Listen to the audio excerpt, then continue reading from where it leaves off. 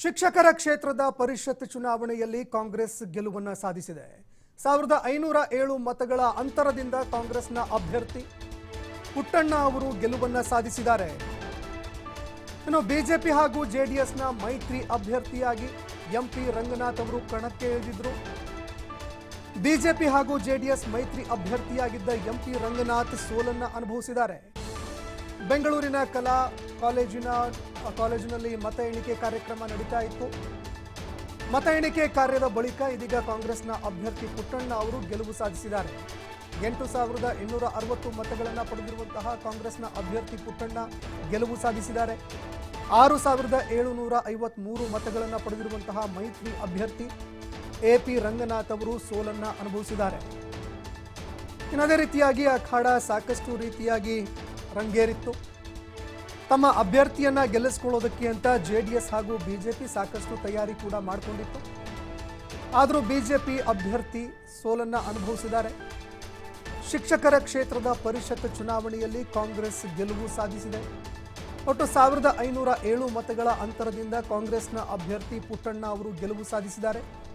ಇನ್ನು ಬಿಜೆಪಿ ಹಾಗೂ ಜೆಡಿಎಸ್ನ ಮೈತ್ರಿ ಅಭ್ಯರ್ಥಿಯಾಗಿ ಎಂಪಿ ರಂಗನಾಥ್ ಅವರು ಅಖಾಡಕ್ಕೆ ಇಳಿದಿದ್ರು. ಭಾರಿ ಪೈಪೋಟಿ ಕೂಡ ಏರ್ಪಟ್ಟಿತ್ತು. ಬೆಂಗಳೂರಿನ ಕಲಾ ಕಾಲೇಜಿನಲ್ಲಿ ಮತ ಎಣಿಕೆ ಕಾರ್ಯ ನಡೀತಾ ಇತ್ತು.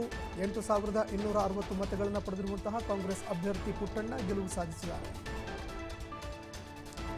ಈ ಬಗ್ಗೆ ಮತ್ತಷ್ಟು ಮಾಹಿತಿ ಕೊಡ್ತಾ ಹೋಗ್ತಾರೆ ಪ್ರತಿನಿಧಿ ಶಿವಕುಮಾರ್ ಜೋಹಳ್ಳಿ ಫೋನ್ ಸಂಪರ್ಕದಲ್ಲಿ ಜಾಯ್ನ್ ಆಗಿದ್ದಾರೆ. ಶಿವಕುಮಾರ್, ಭಾರಿ ಕುತೂಹಲವನ್ನ ಕೂಡ ಮೂಡಿಸ್ತಾ ಇತ್ತು ಶಿಕ್ಷಕರ ಕ್ಷೇತ್ರದ ಪರಿಷತ್ ಚುನಾವಣೆ, ಕಾಂಗ್ರೆಸ್ನ ಅಭ್ಯರ್ಥಿ ಗೆಲುವು ಸಾಧಿಸಿದ್ದಾರೆ. ಈ ಬಗ್ಗೆ ಮತ್ತಷ್ಟು ಮಾಹಿತಿ ಕೊಡ್ತಾ ಹೋಗೋದಾದ್ರೆ ಸಂತೋಷ್, ನಿರೀಕ್ಷಿಸಿದಂತೆಯೇ ಬೆಂಗಳೂರು ಶಿಕ್ಷಕರ ಕ್ಷೇತ್ರದ ಉಪಚುನಾವಣೆ ಫಲಿತಾಂಶ ಇವತ್ತು ಪ್ರಕಟ ಆಗಿದೆ. ನಿರೀಕ್ಷೆಗಳು ಕೂಡ ಇತ್ತು. ಪುಟ್ಟಣ್ಣ ಅವರೇ ಮತ್ತೊಮ್ಮೆ ಗೆಲುವನ್ನ ಕಾಣ್ತಾರೆ. ಯಾಕೆಂದ್ರೆ ಶಿಕ್ಷಕರ ಜೊತೆ ಉತ್ತಮವಾದಂತ ಸಂಬಂಧವನ್ನ ಇಟ್ಕೊಂಡಿರುವಂತದ್ದು, ಶಿಕ್ಷಣ ಸಂಸ್ಥೆಗಳ ಜೊತೆ ಉತ್ತಮವಾದಂತ ಬಾಂಧವ್ಯವನ್ನ ಇಟ್ಕೊಂಡಿರೋದ್ರಿಂದ ಸಹಜವಾಗಿ ಪುಟ್ಟಣ್ಣ ಅವರೇ ಈ ಚುನಾವಣೆಯಲ್ಲಿ ಗೆಲ್ತಾರೆ ಅನ್ನುವಂತ ನಿರೀಕ್ಷೆಗಳಿತ್ತು. ಅದರಂತೆ ಇವತ್ತಿನ ಫಲಿತಾಂಶ ಮತ ಎಣಿಕೆಯಲ್ಲೂ ಕೂಡ ಪುಟ್ಟಣ್ಣ ತಮ್ಮ ಮೈತ್ರಿ ಅಭ್ಯರ್ಥಿ ವಿರುದ್ಧವಾಗಿ ಇವತ್ತು ಗೆಲುವಿನ ನಗೆಯನ್ನ ಬೀರಿದ್ದಾರೆ. ಯಾಕೆಂದ್ರೆ ಪುಟ್ಟಣ್ಣ ಅವರು ಕಾಂಗ್ರೆಸ್ ಪಕ್ಷಕ್ಕೆ ಬರೋದಕ್ಕಾಗಿ MLC ಸ್ಥಾನಕ್ಕೆ ರಾಜೀನಾಮೆಯನ್ನ ಕೊಟ್ಟಿದ್ರು. ರಾಜಾಜಿನಗರ ವಿಧಾನಸಭಾ ಕ್ಷೇತ್ರದಿಂದ ವಿಧಾನಸಭಾ ಚುನಾವಣೆಯಲ್ಲಿ ಕಣಕ್ಕಿಳಿದಿದ್ರು.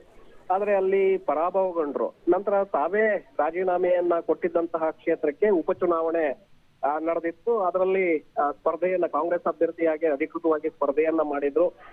ಬಿಜೆಪಿ ಜೆಡಿಎಸ್ ಮೈತ್ರಿ ಅಭ್ಯರ್ಥಿಯಾಗಿ ರಂಗನಾಥ್ ಅವರು ಸ್ಪರ್ಧೆಯನ್ನ ಮಾಡಿದ್ರು.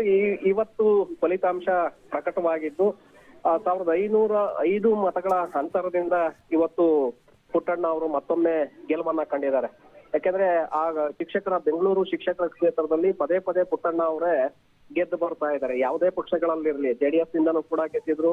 ನಂತರ ಬಿಜೆಪಿಗೆ ಹೋಗಿ ಅಲ್ಲಿಂದನೂ ಕೂಡ ಸ್ಪರ್ಧಿಸಿ ಗೆಲುವನ್ನ ಕಂಡಿದ್ರು. ಈಗ ಕಾಂಗ್ರೆಸ್ಗೆ ಬಂದ ನಂತರ ಕಾಂಗ್ರೆಸ್ನಲ್ಲೂ ಕೂಡ ಅದೇ ಕ್ಷೇತ್ರದಿಂದ ಅವರು ಗೆದ್ದು ಬಂದಿದ್ದಾರೆ. ಅಂದ್ರೆ ಶಿಕ್ಷಕರ ಕ್ಷೇತ್ರವನ್ನ ಹಿಡಿತದಲ್ಲಿ ಇಟ್ಟುಕೊಂಡಿರೋದ್ರಿಂದ ಪುಟ್ಟಣ್ಣ ಅವರು ಗೆಲುವು ಈಸಿ ಆಗಿದೆ ಅನ್ನುವಂಥದ್ದು ಇಲ್ಲಿ ಬಹಳ ಸ್ಪಷ್ಟ. ಜೊತೆಗೆ ರಂಗನಾಥ್ ಅವರು ಕೂಡ ಈ ಬಾರಿ ಸಾಕಷ್ಟು ಪೈಪೋಟಿಯನ್ನ ಕೊಟ್ಟಿದ್ದಾರೆ.